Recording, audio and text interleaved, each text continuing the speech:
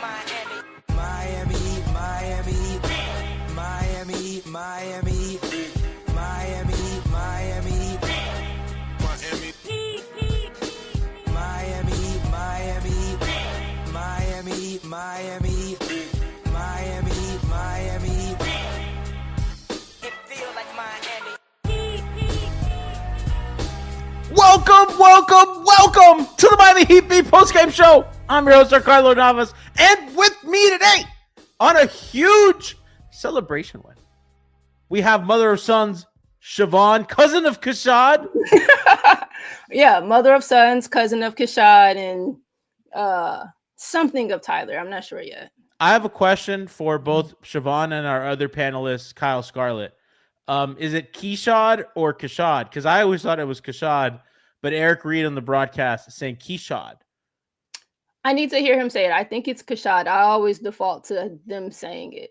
I think it's Kashad, though. So the broadcast says Keshad, the home broadcast. So Eric Reed says Keshad. They also said someone else's name weird like 2 games ago. So it was an opponent. So I'm just, I'm not listening to anything Karate says on a pronunciation of a name. Kyle's just shaking his head. You're muted. You're muted, big dog. My boy. You're muted. He says some questionable things. So Is it Kashad or Keshad, Kyle? I think it's Kashad. I think it's Kashad too. And it might just be because I listen to what my peers say, but who knows? Regardless, not the way I intended to start the show. Fine. Welcome. 5th straight win. That is not something to scoff at. I think in this league, it doesn't matter. Everybody, we could say that team's bad, that team's bad. Every team in this league can play, and winning 5 in a row is hard. Winning games in this league is difficult, and I think as Heat fans, we know that we should not take that for granted. And tonight, a 5th win, shorthanded. Norman Powell, Andrew Wiggins, those are 2 starters. Nico, one of the sons of the mother. Of the mother, yes. Of the mother, who also spot starts as a rotation player. You can say whatever you want about his play, but he's important to this team. But 2 starters down, incorporating a new player that I think we all know was not going to be the easiest cut and dry hand and glove fit thing ever. And they get a win out. They got an ugly win out against a team with some lottery talent, some team that's had expectations, that's struggling. And I don't care. That's a big win. I said in our chat today, I go, I have a bad feeling about today. And they fucking pulled it out. They pulled it out. And we're going to talk about Herro. We're going to talk about Ware. We're going to talk about all that stuff. But Bond, 5 wins in a row. Yeah, man. That's big. They're competing for 3-2 in the East right now. They're playing all their young guys. They're doing it the right way. Bond, I cannot believe where we are with this season. 100%. 5 in a row is nothing to scoff at. And what's fun is they are doing it in not a variety of different ways, so to speak, but they've won games where they've had, this high-powered, potent offense. They've won a couple of games where they've had to slug some shit out. They have been doing a lot of the winning defensively. That was a god-awful inbounds pass, but shout out to Bam. They had no lift. Bam didn't even jump high. Bam didn't have to get off the ground. It was like a Zebo jump. And I'm like, bro, what the? You didn't want this pass to get in. But yeah, it's the way that they're doing it. It's how many different people are contributing to them doing it every night. Davion's been sensational for them. Fucking Jaime's been doing his thing. Kel'el over these last, I don't know what now, 7 or so games has just been an entirely different beast, and it's made a world of difference. So I think that's probably the thing I'm most excited about, is them being able to stack wins in less than optimal circumstances. Kyle, agree with Bond. They pulled an important one out. Cup game on Wednesday, cup finale of group play on Wednesday, and then the big one Saturday against Detroit, who I believe they beat the Warriors as they continue their slide. Kate Cunningham is absolutely amazing, but Miami is building something that's special.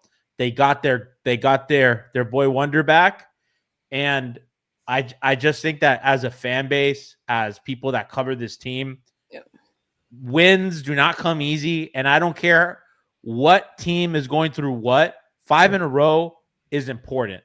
They're in sole possession of the 3 seed in the Eastern Conference because Cleveland lost today. Sole possession of 3rd over the Cavs, over the Knicks, over Atlanta, over Chicago, Philadelphia, Orlando, Milwaukee, a bunch of teams that and above them is Toronto by a game. But Miami's a game out of 2. I mean, we wanted them to just be middle of the pack for this season. Facts. like that just was okay. They are 15th in everything. Great. Sounds good. They're overachieving, and I love that they're overachieving. Like, I couldn't have thought that the offense was going to look like this, or at least this crisp, for an extended period of time. I think what I like is the energy that they're playing with. Like, there's energy in the ball on offense, and they also have energy to the ball on defense as well. Like, I don't know how else to explain it, but they're playing with a lot of fervor. Like, Spo's refreshed, and he has a lot of energy. I mean, I saw him pissed off for the first time in a while tonight over Drew, but that's a different conversation to have. But I just like the way that they're playing defensively. They're gutting out wins that last season would have been losses. And just playing with force, and then just deciding to be intentional about both sides of the ball. And that's really the difference between last season and this season, is being intentional. Guys know where they're supposed to be. Guys know their roles, knowing how they're supposed to play and what they have to offer once they're on the floor. And no one's playing outside of themselves. They're playing together. I just think that's really how you can sum up this. And then the 5 wins are just a microcosm of just deciding to be like precise about each aspect of the game. And okay, so Kel'el gets called out about rebounding. He takes it personal. He's like, look, they need to rebound. And he's going up with force to grab rebounds. Like, it's just being intentional. Davion only had 1 turnover again tonight. And just being intentional about taking care of the ball and making sure he creates opportunities as the lead guard. And you can just go down the list, and every player that has seen minutes has just been really intentional about their minutes. And I think that's what's leading to the wins. Listen, we got to get to Tyler Herro today. And that's what we're really kind of opening the show with, other than the 5 wins, because a lot of questions coming into today. Can he fit? Is he going to fit? Is he going to mess up what they're doing defensively? And let me tell you something, that first quarter did not inspire confidence in anybody. The jokes were flying. I wanted to withhold a take because I didn't want to bury my man. I didn't want to eat crow because it looked bad. But the thing I did note is they're not forcing things. Yep. And I thought that was a good sign. I was worried that the second it doesn't go well, they were going to start forcing things that are not within their identity offensively. And that was not the case. And I want to kick it to Bon and then to Kyle. How do we think Tyler did tonight? Now, he had a slow start, but he finished the game. And I want to pull up the stats before I hand it to Bon. 24 points, 7 rebounds, a goose egg, 0 assists. My favorite stat of the night. 3 steals, 12 for 18. 0 for 2 from 3. So doing this without threes, I think, is important. No free throws and 7 rebounds was a plus 16 tonight. Siobhan, mother of sons, cousin of Kashad Beslow. How do we feel Tyler Herro performed in his debut in the new offense? Well, so while we're doing this, if you could, he finished what you said, 12 for 18. What was his first quarter percentage? 0 for everything. I know, but how many were the attempts? I think it was 6. Okay. 0 for 6, 12 for 18. That's finishing 12 for 12. And 0 for 4. Shout out to Ollie. Shout out to the people behind the scenes. 0 for 4. Come on, Ollie. Assistant producer Ollie on the fucking job. Yeah, it started out a little rough. I made the first note that you made too about whether or not he was going to be able to get past anyone off the bounce by himself without a screen. And the very first possession of him trying it, no bueno. Walled.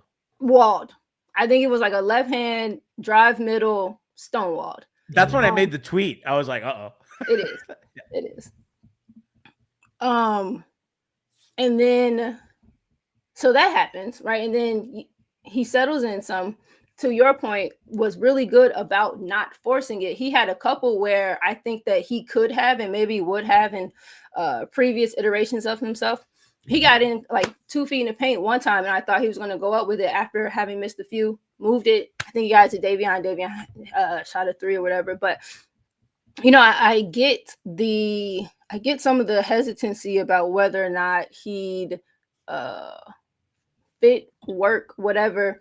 But for as whatever it is that you feel about him, the skill set is the skill set. The arms are short. He is a bit of a ball screen merchant, but once he's able to kind of get past that first layer, he has such an array of things he can get to. Mm-hmm. And I've been saying this since the Boston series, like being able to operate from the arc down to like the restricted area is so important. And I think they're going to continue to do things to get him involved, to keep him involved. I thought defensively, he looked fairly good.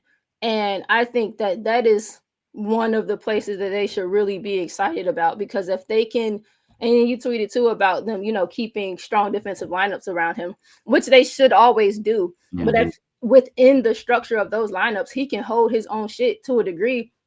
They're cooking with some stuff. His on-ball defense has gotten better. He's sliding better. He's fouling less as an on-ball defender. And then off-ball, he was really responsive to whatever their defensive principles are. He was early in gaps. He was quick in gaps and then back out to his. He was dig help. He was elbow help. And so I think just kind of him getting back into it. And then the second half, it just opened up for him. But my genuine only real concern about his ability to fit in the offense is whether or not he was going to buy into fitting in and being a part of an offense. And that's not to say that he hasn't in the past, and I don't want to rehash no stupid shit, but like as long as he is Bond saying good things about Tyler's defense, we're so fucking back. Listen, he's like, don't do that, because like over the years he's gotten better. I give him his things where they're there. But yeah, I think tonight was really good and is really, really easy to build on. And then you get Norm back, you get Andrew back, you get Nico back, and then maybe you get crowded, and then we have to refigure some shit out. But those are bridges to cross when they're arrived at. But I was pleased. You talk about the jokes that were flying. He's on my fantasy team. And I took him like the day one of fantasy just to put him in my injury reserve. And that first quarter, so I activated him today. That first quarter, I was like, fuck, I should have kept Jalen Suggs. Jalen Suggs is another problem. That guy's never playing another back-to-back again in his life. Oh, God. But I was very pleased today. And last thing, and I'll land the plane, you can bring us all back in. He was doing the like tunnel walkout thing with whomever that was before the game.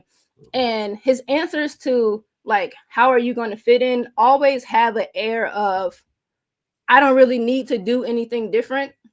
I can get in where I fit in, or my style of play is fine, whatever.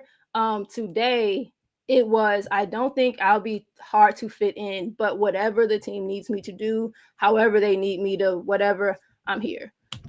So I was really, really pleased with him today. And I'm excited to watch it keep going. Shout out to LeBron. Fit in or fit out? Fit in or fit the fuck out? We all remember that. Kyle, make it fit. I don't know. I mean, you make it work. Kyle, we talked a lot about this coming in. The floater game was going to be something that we looked for that they did not have really scoring in that part of the floor tonight. Via cleaning the glass, it has a section about their shooting accuracy. And it's everything for both teams is all negative, except for short mid and long mid for Miami. And that's where Tyler Herro can help you. That's where Tyler Herro can fill those gaps. The go-ahead shot that ultimately won them the game, Tyler Herro got to the spot. The floater had the Euro over the head, over D'Lo floater. That was his first or second bucket. The floater got going. The floater was on fucking line. And I think that's probably the most important shot for him going forward in this offense, other than his 3-point shooting. He was terrific. And that shot, specifically that little runner, got him going, I think. Well, there's several things that I like about the approach. And I think we talked about it before he got back. One, if you're going to zone Miami, the best way to do it is to shoot out of it, or have somebody who can create space within the seams of the zone, because that's been the counter for a lot of teams to Miami's pace and kind of slowing them down a little bit, is that they run a zone. So I saw small instances where I thought they were trying to close the paint out and make it more difficult. And so Tyler being able to use the floater to pry defenders back out to their men out on the wings and out on the corners and out front, it is highly important for him to continue to get that. I think what I liked most was the mechanics. I think Crotty, who I don't often listen to everything he has to say, gay chest to chest, but blood situation, he loves that one. But I did like this. He mentioned him going off of 2 feet, right, and not going off of one where you're a little off balance. It takes a little more finesse, even further, where the float is already a difficult finesse shot as is. But him coming off of 2 feet with the floater leaves him balanced, so that he can put less force off of 1 foot and onto 2, so that he can get the ball up. And he did it all night. It was just sound. And that's what they're going to need from him going forward. I'm actually really intrigued. I don't know when Norm's coming back, which is kind of frustrating. But I will say that the prospect of having Norm, who really does just create gravity with the way he gets to the ball and his ability to run the floor and come off of screens and come off of pin downs and everything, and just to come to move his movement, he moves with, having to guard that, and then having to guard Tyler, who I believe is going to continue to work at the floater and work and making the mid-range difficult for them to zone in. I'm intrigued to see what the offense looks like with both guards on the floor together, and what the spacing looks like as the offense. And granted, I think it's going to take Tyler some time to acclimate to really what the pace was prior to this game, just being able to and he didn't do a lot of dribbling tonight, which was also something that I noticed. He didn't dribble it out to 14 seconds. It was a lot of dribble. If I don't have it, I'm moving it, which that's buy-in, to Bond's point. And then not only that, I'm glad that he didn't take any threes. Chad is I'm not even going to say that one. But I'm glad that he was intentional. I'm just going back to intentionality. I don't know what Spo said to him, because I'm nowhere near a locker room, but I'm sure it was hey, here's what I want from you. And whatever way Tyler processed it, okay, I need to get to the floater. Don't know if the 3 is going to go tonight. They didn't shoot well from 3. That's fine. But him going to what's most comfortable, but also what's needed for the team to be successful, I think is just pertinent. I think that's the next step. And also the buying in is the most important part. I'm not sure what the team will need, but I'll provide whatever it is that they need. So I'm glad that he's speaking that way. You got young guys on this team. This is a completely different roster for the most part. Correct. And so he needs to buy in so that other guys also buy in. So I was impressed with that. I mean, he, like I said, veteran and all the praise to him.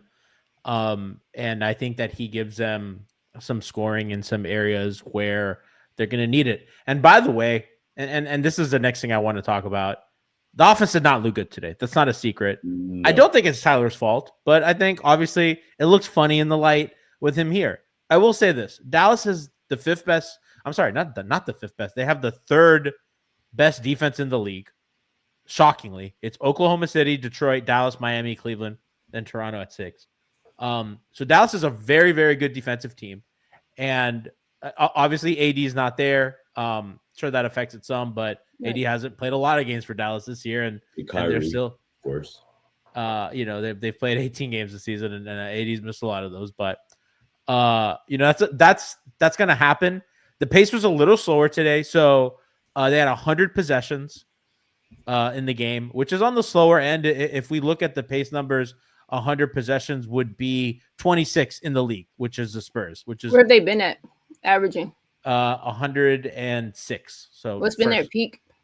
That I don't know, but they've oscillated around there. I mean, they've been pretty fast. I mean, this clearly was one of the slower games of the year, and part of that is Miami made Dallas use a lot of clock. I think defensively in the half court, Miami really I felt Dallas was taking a lot of late clock shots, and credit to Bam for that. All the switching kind of does that. And I think, Dallas really struggled offensively for a lot of reasons. Got a lot of threes up, I felt, especially in the corners. They got some good looks out of the corners. Yes. Miami's rotations were not the best there, but all in all, like, slower game. And I don't think that is Tyler's fault, right? I think that was the nature of today's game, and it just so happened that Herro came back. And I do think Tyler slows them down a little bit, because I don't think he makes the snap. Like, there was a possession where Tyler brought the ball up, and he dances like 1-2 and realizes, I don't like this matchup, and swings the ball to Davion. Davion doesn't that ball barely. I think I know exactly the possession you're talking about. And he fucking went. Yeah, and I thought that was funny, and it's not like whatever. That was 2 seconds, right? That Tyler went dance, never mind, and then Davion's like, I'll go, and so I think stuff like that slows them down, a tick. But all in all, I think Dallas is a really, really good defense, and I think they have a lot of length. They have a lot of athletic guys that move around well. Jason Kidd's a good defensive coach. So I wouldn't lean too much into that, because, on the short sheet, I have the question.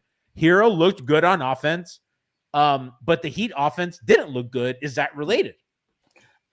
I think they're related, but I don't think it has to be necessarily sustainable or, this forever bad thing. I think I know the exact possession you're talking about, because I made that same note. And Tyler was on the wing and Davion was like at the top. Yes, Tyler was on the right wing. On the right wing. Yeah. Yeah, I know exactly what you're talking about. That's one mind. Man, no, I had the same thought. Some of the difference though is in their composition. So like Davion is dense. Like, that's a fucking cannonball. No, truly. And so he is. You get some momentum behind it, and like the downwardness of all of the weight behind him. That suits him so well for the nature of his driving. Tyler's fluid, and Tyler's kind of slight, and so for as much as he can catch, rip, and go, and I'm with you that as he reintegrates, hopefully that processing, happens a little bit quicker. And even if it does, he's so kind of slight that once he gets to resistance, it's probably going to be a low gather, the low euro, the over euro, or the floater, because again, just an inability to match size with size or whatever. But I think that they are probably related to today, but I don't think that it stays that way. And I also don't necessarily think them having a slower pace sometimes is a bad thing. I think, like I said, I think today Kyle, their defense dictated a lot of their pace, Yeah. and they missed a ton of shots. And it's hard to run when you don't. You know what I mean? Like they were missing a ton. And I think if you make a ton, you set your defense, you can force some more turnovers. I just thought it was a pretty grindy game, and I'm not reading too much into it.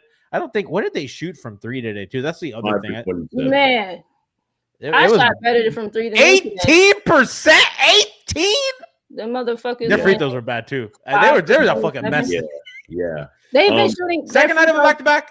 Free throws have been a little shaky for a little bit now. They need to tighten that up. Second night of a back-to-back, though, the more I think about it, the more impressive. They won a fucking game on the second night of a back-to-back, missing two starters, one of which is playing fucking bananas lately. Well, all season, Norman Powell and Andrew Wiggins, who's like a pretty big rock defensively, incorporating a very complex piece into your offense on the second night of a back-to-back, and you fucking win. And you shoot 18% from three. You shoot 70%. How many fucking free throws did they miss?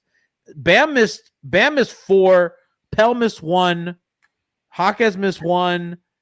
Kashad missed 1. I mean, they missed a lot of free throws, man. Yeah.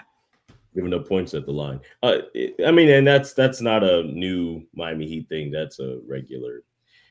The difference between winning and losing is the free throw line in a lot of cases. I mean, literally, if they made their free throws today, this is not a close game at the end, and they just kind of. And if they made 5 more threes, but I think for me it's related, but it's not related. And I'm gonna pick at Herro just a little bit. There was a play where he got off the ball and then he avoided the defensive play instead of screening him.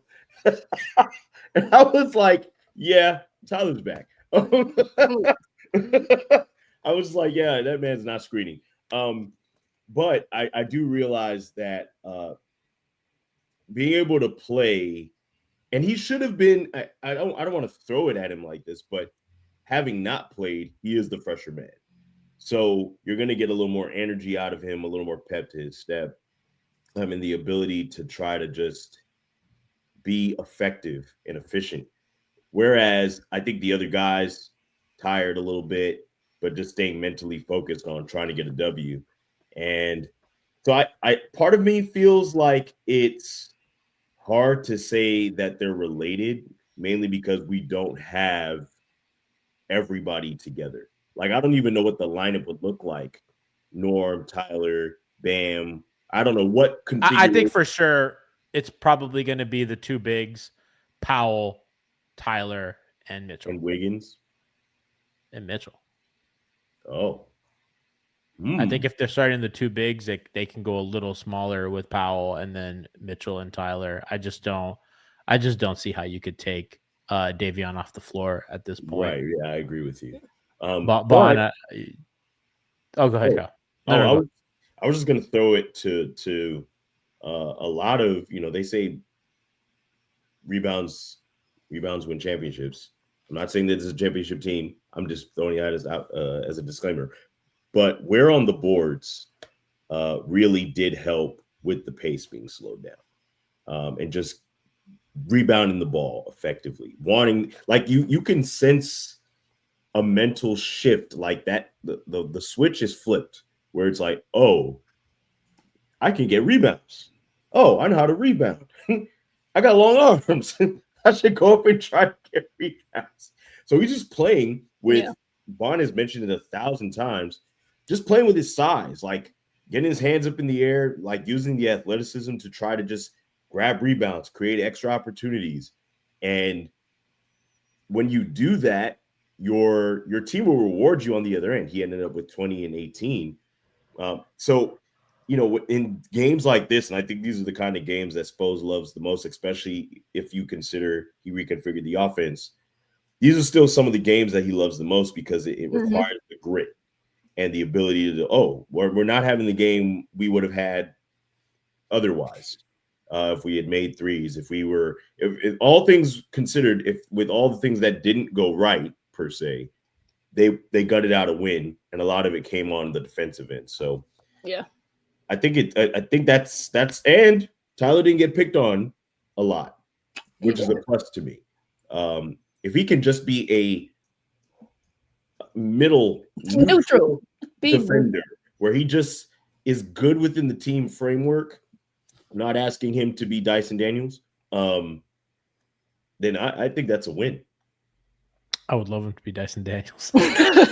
If it was Dyson Daniels, then this would be a championship roster. Are you fucking kidding me? Oh my god. That guy's really good. Quick shout out, Eric, the motherfucking great. Thank you. Sub for 61 months. Bon, hangover time OGs know. Yeah, Eric. you've been around. Literally, like I saw him on Twitter the other day. I go, bro, I haven't seen you in chat in forever. I miss you, but always comes in, subs. Busy, but we love and appreciate Eric and all the patrons here on Miami Heat. Even though chat, they're killing me for going to yoga. Listen, yoga's great, guys. You should do. Y'all leave Gianni alone. Let my man get his shit together. Y'all should be doing more yoga. Y'all be cranky. Actually, many of y'all should probably be in yoga. Do some deep breathing. I'd like literally you would benefit from some deep breathing exercises. I bet you're breathing incorrectly right now. Mm-hmm. Oh, listen, when I learned I wasn't breathing right, changed my fucking life. Let me tell you something. I was like, I thought you think you know how to do something until you don't. You know what's crazy? That's when I think I stopped listening to people, because like there's no way you want me to be breathing correctly and hearing what you're saying and like taking it all in and focusing all at the same time. It's just too much to ask. When they tell you like bring awareness to your breath, you start realizing you don't got brain capacity to think of much else after that. Let me tell you something. Leave G alone. Yoga it out. That's like leave G alone. Somebody's like, does yoga? Okay, never mind. Okay, so big win. Tyler's back. The 0 assists I think is a little funny, and I do think it's actually I actually have a weird take that's a good thing, because I think that it means that he's found a place in the offense where he's a finisher, not like he's not starting possessions. He's not breaking defenses down. He's getting like, and I thought the game, and we're going to go to a clip a little early here. I believe this is the game winner. You kind of see here yeah, okay. This is a steal, right? This is in transition. And look, they're in transition. He catches the ball so deep. This is like what we used to talk about Jaime Jaquez the other day about like catching the ball deep and stuff. You get ahead of steam and he has the angle. So on that game-winning floater, Tyler has the angle. The play's already happened. He didn't create this. The defense, because of them running in transition, the defense is already scrambling and bent. Tyler catches the ball deep, does not pull up for three, which is incredible character development. Yes. And goes gets to his spot, and Ware is right under the rim for the offensive rebound. If that misses, that's why I love that shot, because Big steps up to help. Tyler knows that, and he has a really good big body under the rim to finish, unboxed, unmarked, and he hits it. And that, to me, like there doesn't need to be a pass there or creation. Yeah. I think that's good, Bon, Kyle. I think like obviously like he'll have games where he has like 9-10 assists. We know that he can play make, but I think that he was playing within the flow of the offense, which I think that's a huge credit. He's an all-star. He's a guy that has won awards. He won 6th Man of the Year. Whether we make fun of them or not, he's been on teams that made the finals, that have made deep playoff runs. He has individual accolades. He's a very good basketball player. He's a very polished offensive scorer as well. Highly skilled. And we have our gripes with him. He's improved every year he's been in the league. He's added things to his game. And for that guy to come in here and to be like, I'm going to fit in with what y'all are doing. We know Tyler wants a screen, a dive man, and he wants to go left to right and then do a snake dribble and get to his spot. We know that that's what's comfortable for him. Yeah. And he's like, I don't need that. I'm going to play within the flow of the offense. If I can't beat my man off the dribble, like in a spread isolation, I'll swing the ball. I'll pass it. I'll move. The ball will find me with the defense in rotation. And Siobhan, I think that's huge. And I think the 0 assists, while funny, I thought was indicative of him playing within the system, him playing within the confines of community. Yes, community. No, you're absolutely right. I think especially for tonight. Couple things. So him going from being a play finisher rather than the initiator, creator, whatever, especially in offense where it may be a little more difficult just off some catch and rip stuff for him to kind of create and set other people up. I am fine with him in the role of play finisher as long as they continue to be good shots, and as long as he's not passing up better shots from his teammates. And again, his little tunnel walk thing, like if he has truly shifted his mindset, and maybe it's a little bit unfair for us to kind of keep speculating that he was adverse to I'm not speculating that. Yeah, go ahead. I just think it's like, I mean, we saw John Morant not like it. Yeah, like I just think it like it. We know he's wanted to start. Like we know that it's important for him to kind of buy-in. Be a guy. Yes, yeah. That's it's complete buy-in. Coach, and whatever you say, I rock with it. I'm doing, and as long as he stays there, because the system that they are running now is built on the deck or move it and move.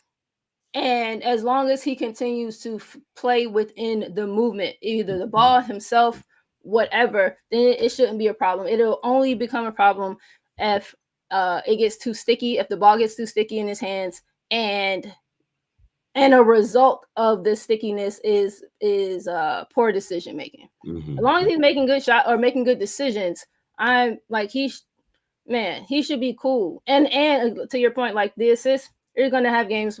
He'll probably, I don't know, finish the season averaging somewhere around 5 or 6.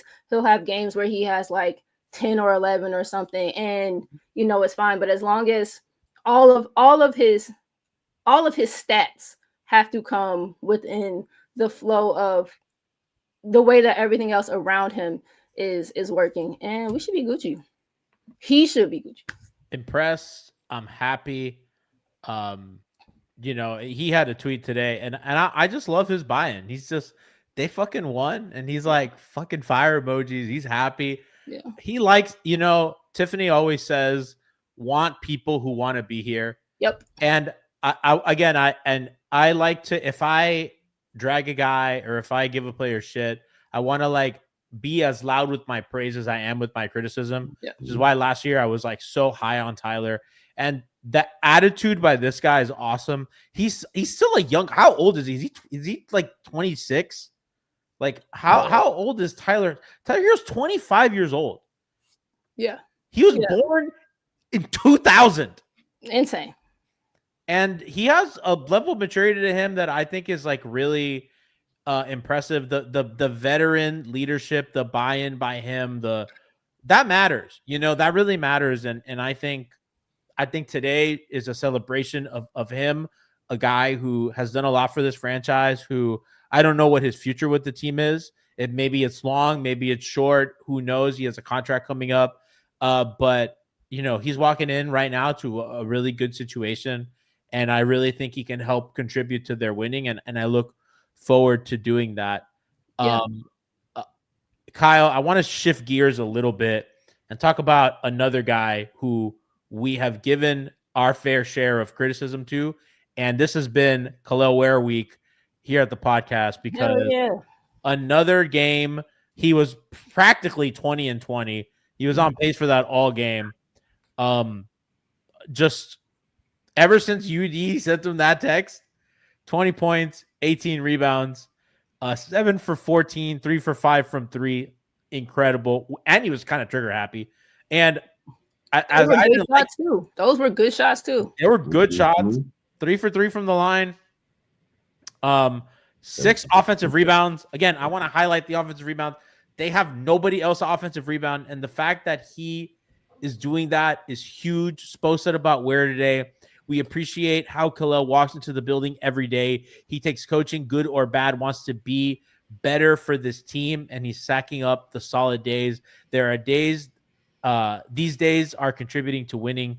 The way he's rebounding, that's earning him more playtime. UD's in his ear, Alonzo Mourning's in his ear. You could tell that the franchise believes in him, Kyle, and he has really delivered. And I think he's really turned a corner in his career. I think I'm proud of his coachability, and I think that's there's something to be said for a player who has talent, who has skill set. You guys have probably heard this saying before, but don't let talent take you where character can't keep you. And I think that is something that we're seeing from him. That's I'd call him Hassan right side. I'm dead. Hassan right side, baby. Hassan's best side. Hassan best side, Hassan right side. Man. I like his approach and his attitude to being coached, and the wanting to rebound is not the prettiest part of basketball. It's physical. It can take a lot of toll on your body. But it helps you win games ultimately. And for somebody who has all the physical tools to rebound, the wingspan, the jumping ability, just all of the tools that you want from your big man, him wanting to take ownership of wanting to rebound is to me, from year one to year two. Okay, yeah, I'm gonna hunt for blocks. Yeah, I can set the brush screen and get lob the ball, to going, I primarily, after being like, okay, hold me accountable. I'm not rebounding enough. We're losing the rebound battle while I'm on the floor. That matters. So let me take it up a notch. And I think also a lot of what we've questioned is his competitive nature. And I'm seeing, as the games, as Spo was saying, stacking good days, the fire that he plays with or has been playing with is really what's the difference. Yeah. Like the block, I get it. Keep the ball in play. No, I like that he smacked it into the third row. No, actually, yes. Like, get it out of here. You know what's funny? I don't even like those kinds of blocks. I actually fucking hate them. But sometimes you need one. Sometimes that shit just feels good to watch somebody hit that shit like a volleyball. You don't get that shit out of here. And I think what I love about it most is it gets the crowd going. Like, you want crowd to buy in. You want them to cheer. Some of those folks in the crowd. The crowd this year has sucked. I'm just gonna say it. The home crowd's been trash. Step the fuck up, Miami. Hey, I'm not gonna lie to you. Those people leave at halftime and end up with itis or I don't know, man. Ollie's in the chat said they were loud as fuck. I don't know. I've been out on the home crowd. I'm gonna try to go to a game soon. Maybe I'll go to the Raptor game, but I've been disappointed with the home crowd, even though they're 8-1 at home.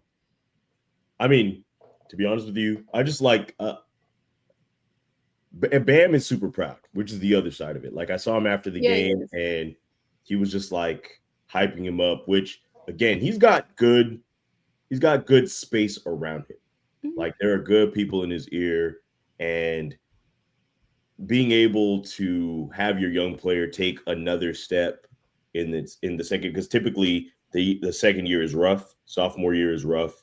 There are building steps that make the ascent like work, and him being able to kind of lock into what his role is on this team defensively, the 3 blocks, and the rebounding is the difference. It's the biggest difference between them winning and losing games. So I'm glad that he's locked in, not stupidly locked in, because we heard. Oh my God, man, what a callback! But glad that he's locked in and just focused. I was literally thinking of those gold jerseys today. Oh my God. I was thinking what a bad idea that was. I was getting home from the gym, and I was like, man, who approved that? Like, remember, they were called champagne. They were called champagne gold. Oh my God, dude. It was embarrassing. That fucking Brent Ford. To his credit, to Kel'el's credit too. He maybe it was a couple games ago. he said essentially like he just needed to know what it took. Sometimes you have to kind of just be thrown into some shit to get an honest feel of what's required of you to kind of survive in it. And I think whatever his first few games were, maybe, you know, whatever, like all of the locomotory stuff and the, I don't know, like it's just kind of not being active.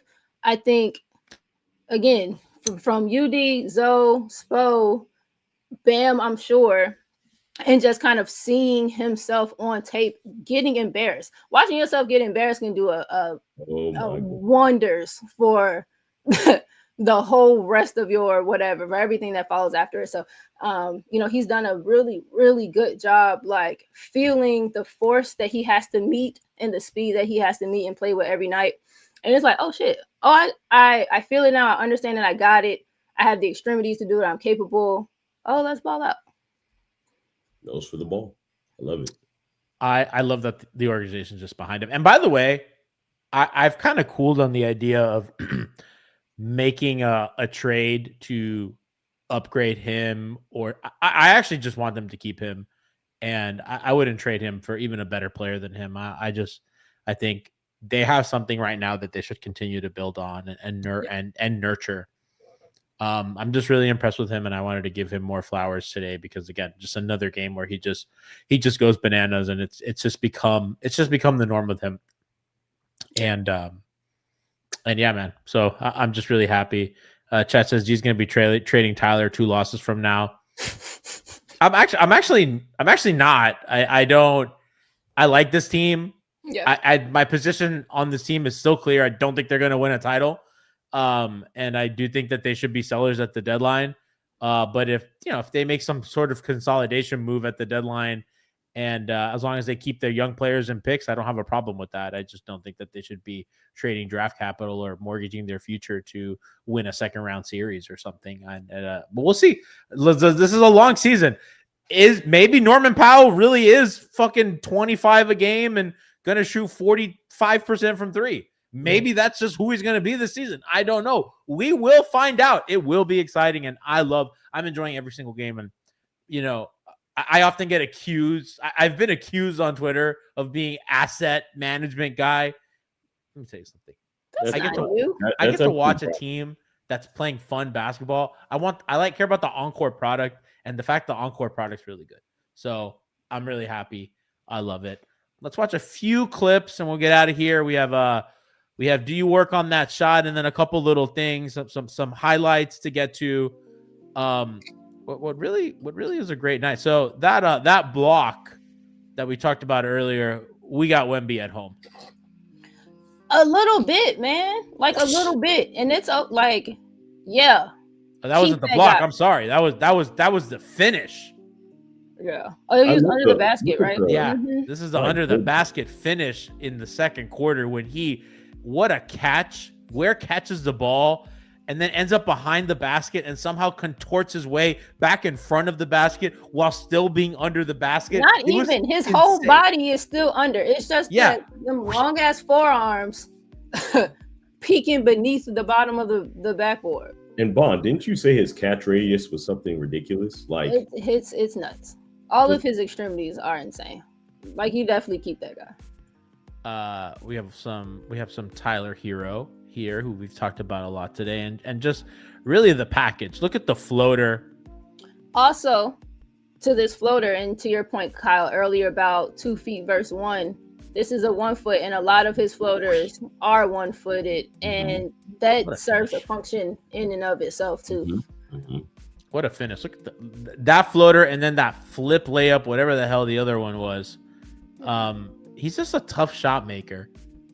Look at that. Just kind of finishes through contact too, by the way. And that's kind of an underreported kind of development in his game, kind of finishing through contact. Yeah.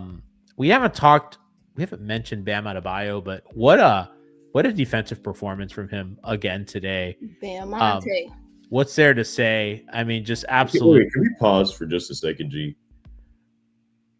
Clay has been playing basketball for God knows how long. Oh, man. And he was in the league before Bam got there.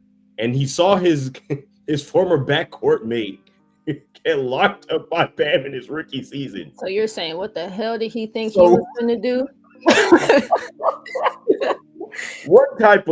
What was he smoking? No, I kind of thought the same thing. 2 injuries later, step slower, brother. So Clay catches the ball here with the angle, right? Like he's catching the ball at the wing, and he has the angle against any other big. Not with Bam, and absolutely Bam chases him around the entire perimeter of the court. Clay kills his dribble, Bam there, turnover. Just incredible. And we have another Bam clip here. Wasn't Bam's best offensive game. Thought he did enough, and I think again, playing within the flow of everything that they do, and is, in my opinion, one of the front runners for Defensive Player of the Year. Him or one of those guys from Oklahoma City, or Wemby, but Wemby's gonna miss some time, so who knows if his award eligibility will come into play. But I mean, Bam's been sensational here, and again, just two-way guy, defending smaller players, doesn't care, switched on. The leak out in transition. I love this seal, and I love this post up because it's an early seal into a turnaround mid-range shot, which is something that he's good at, and again, I love this. Look, he's early in the paint, sealed, empty corner, no help. Jaquez, the art of the entry pass is lost, but he gives a great entry pass. Boom, bam, low post touch, nobody around, makes a quick move, which is important because when the help starts coming, Jaquez not a good 3-point shooter. He makes quick decision, turns, beautiful, polished, delicious. I want it to be a drop step on the baseline so bad. Run it one more time. I talked about this like 2 seasons ago. That's his favorite thing to do on the right block. He's always going to give you a shimmy and come back and shoot the mid-range middle. One more time. He has the left foot. If he would just wrap that fucking left foot right here, arms up, but he made the shot, so it's It was pretty though. It was pretty. it was very pretty. You gotta hand it. You gotta hand it. Give it to the guy. We gotta. Chat says, how did the defense look with Tyler in it? We touched a little bit about that. It survived. I think Dallas is not a very good offensive team, and I think there'll be other games where this will be really put to the test. I think Saturday against the Pistons is going to be the one. And listen, that'll be an important game because they play Milwaukee on Wednesday, and they have 2 days of rest. So Miami's played a lot of games. I feel like their schedule's been very dense. So they're going to get a couple days of rest, which hopefully Norman Powell and his groin injury can come back.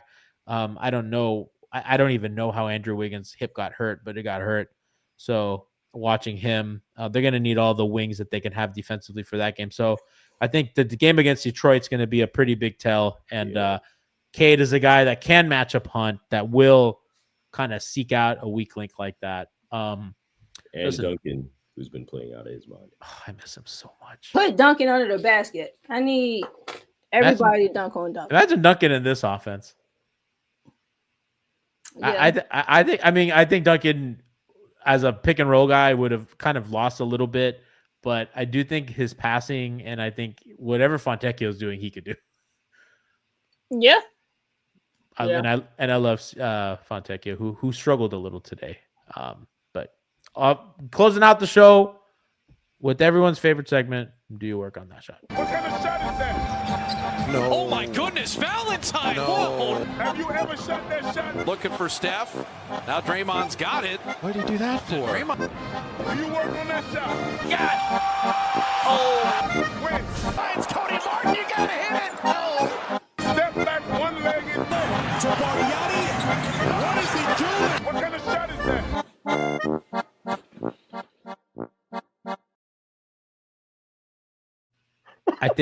I think the funniest part of that, like, it's all the announcers just so disgusted by what's happening.